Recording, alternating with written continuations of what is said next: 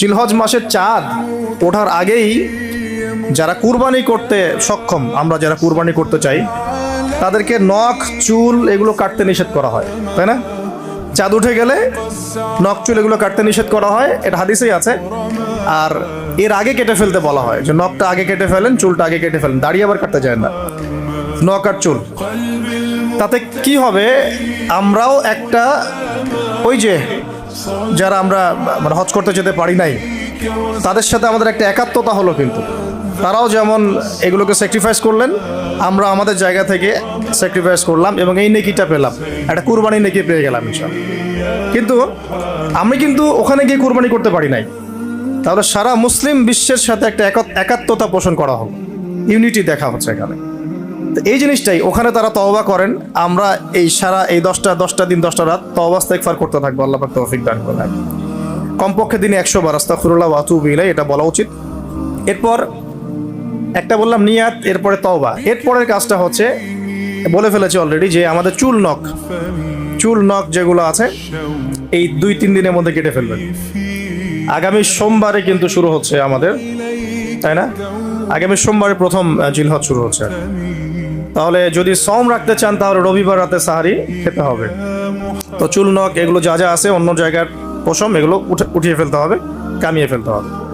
তো জিলহজ মাসের স্পেশাল ফজিলত হচ্ছে এই, নবী সাল্লাল্লাহু আলাইহি ওয়াসাল্লাম বলেছেন যে আল্লাহ পাকের কাছে জিলহজ মাসের প্রথম 10 দিনের নেক আমল, আল্লাহ পাকের কাছে জিলহজ মাসের প্রথম 10 দিনের নেক আমলের অপেক্ষা উত্তম অন্য কোনো আমল নাই।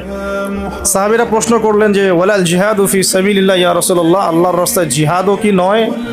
নবী সাল্লাল্লাহু আলাইহি ওয়াসাল্লাম বলছেন ওয়ালাল জিহাদু ফি সাবিলিল্লাহ, এমন কি আল্লাহর পথে জিহাদও নয়। তবে সেই ব্যক্তির কথা ভিন্ন, যে ব্যক্তি তার মাল এবং তার নফস নিয়ে বের হয়ে গেছে, কিন্তু এটা কোনো কিছু নিয়েই ফেরত আসে নাই, মানে সে শহীদ হয়ে গেছে, সেই ব্যক্তির কথা ভিন্ন। বাকি এই 10 দিনের নেকা আমল আল্লাহ পাকের কাছে অন্য সমস্ত নেকা আমল চাইতে শ্রেষ্ঠ এবং উত্তম। আল্লাহ পাক সূরা ফজরের মধ্যে এই 10 দিনের কথা বলেছেন, ওয়াল ফজরি, মানে প্রভাতের কসম বা ফজরের কসম, ওয়া লায়ালিন আশর, এবং 10 রাতের কসম। এই ওয়া লায়ালিন আশর 10 রাত বলতে মুফাসসিরিনে কেরাম এই জিলহজের প্রথম 10 দিনকে বোঝান, এই 10 রাতকে বোঝান। আবার সূরা ওয়াস সামাই যাতিল বুরুজ, আমরা সূরা বুরুজ পড়ি, ওয়াল ইয়াউমিল মাউউদ ওয়া শাহিদি ওয়া মাশহুদ, এখানে শাহিদ বলতে আরাফার দিনকে বোঝানো হয়, ওয়া মাশহুদ বলতে জুমার দিনকে বোঝানো হয়। তো এই আরাফার দিনও কিন্তু এই 10 দিনের মধ্যেই পড়ে গেছে। আরেকটা হাদিসে এসেছে যে এই 10 দিনের মধ্যে যে আরাফার দিনটা আছে, এই আরাফার দিন সম্পর্কে নবী সাল্লাল্লাহু আলাইহি ওয়াসাল্লামকে জিজ্ঞাসা করা হচ্ছে, ইয়া রাসূলুল্লাহ, এই দিনের ফজিলত কি? নবী করিম সাল্লাল্লাহু আলাইহি ওয়াসাল্লাম বলেন আহতাসিবু আলাল্লাহ, আমি আল্লাহর কাছে আশা করি যে এই দিন, মানে আরাফার দিনের সিয়াম, রোজা, এটা কি হবে? কাফারা, মানে মাফের কারণ হবে, গুনাহ মাফের মোচনের কারণ হবে। সানাতাল্লাতি ক্বাবলা ওয়া সানাতাল্লাতি বা'দা, মানে বিগত 1 বছরের, আগামী 1 বছরের, 2 বছরের গুনাহ মাফের কারণ হবে একটা রোজা, আরাফার সওম। সুবহানাল্লাহ। তো এই 10 দিন এর মধ্যেও পড়ে গেছে আবার হজ, এই 10 দিনের মধ্যেই পড়ে গেছে কি? হজও এর মধ্যে, আবার কুরবানি, নাহার, এটাও এর মধ্যে। তার মানে এমনি নর্মাল ইবাদত, নর্মাল বলতে আমরা গতানুগতিক যে ইবাদত করি, সালাত, সিয়াম, সাদাকা, হজ, আবার কুরবানি, আবার আরাফার দিন, সবকিছু মিলে এই 10 দিন বা 10 রাত একসাথে। তাহলে এখান থেকে বুঝতে পারছি যে এর গুরুত্ব কতটুকু। এখন প্রশ্ন হচ্ছে, আমরা এই 10টা দিন কিভাবে কাটালে পরে একটা ইফেক্টিভ 10 ডেজ কাটাতে পারবো জিলহজ মাসে।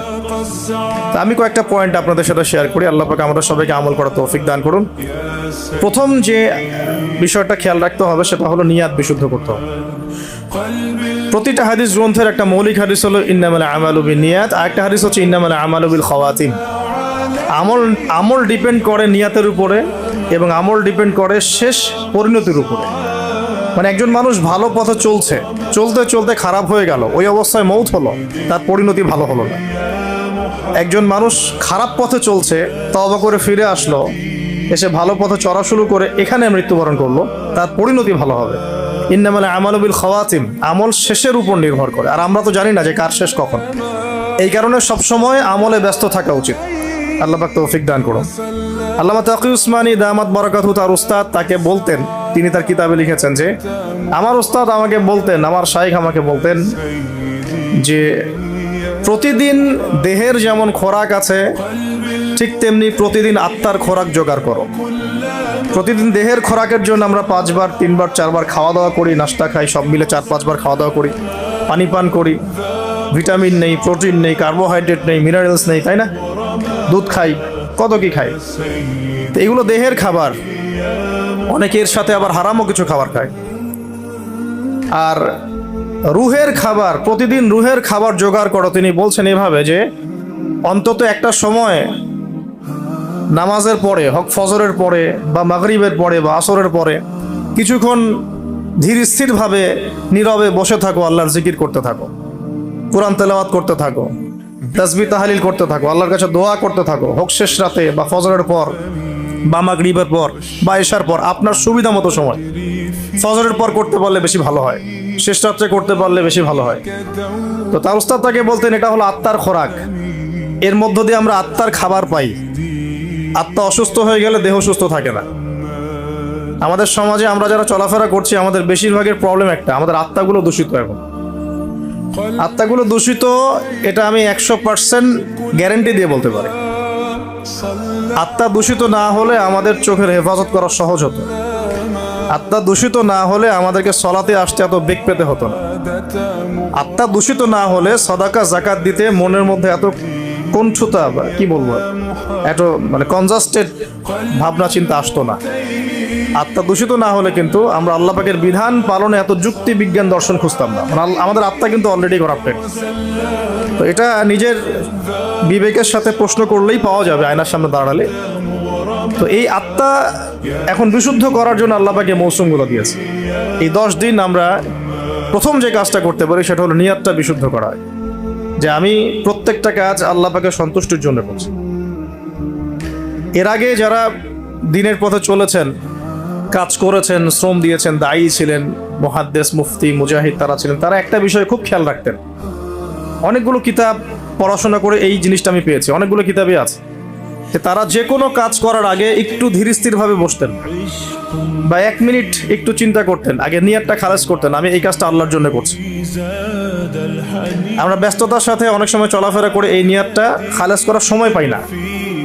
তো আগেকার যারা বড় বড় বুজুর্গ ছিলেন তারা নিয়তটা আগে খালাস করে নিতেন, এই কাজটা আমি আল্লাহর জন্য করছি। তারপরে কথা বলা শুরু করতেন, তারপরে নামাজে দাঁড়াতেন, তারপরে সাদাকা করতেন, তারপরে দার্স দিতেন। মানে আগে একটু চুপ করে বসে থাকতেন যে আমি কাজটা আল্লাহর জন্য করছি। আমরা একটু এই যে 2-3 দিন হাতে আছে আমাদের, নিয়তটাকে বিশুদ্ধ করব যে আমি যে আমলই করব, সেটা নামাজ হোক, রোজা হোক, হজ হোক, যাকাত হোক, কোরবানি যাই হোক, শুধু আল্লাহর জন্য করব, শুধু আল্লাহর জন্য, শুধু আল্লাহর জন্য, শুধু আল্লাহকে রাজি খুশি করার জন্যই সব করতে হবে। এটাই হলো আপনার বিশুদ্ধ নিয়ত।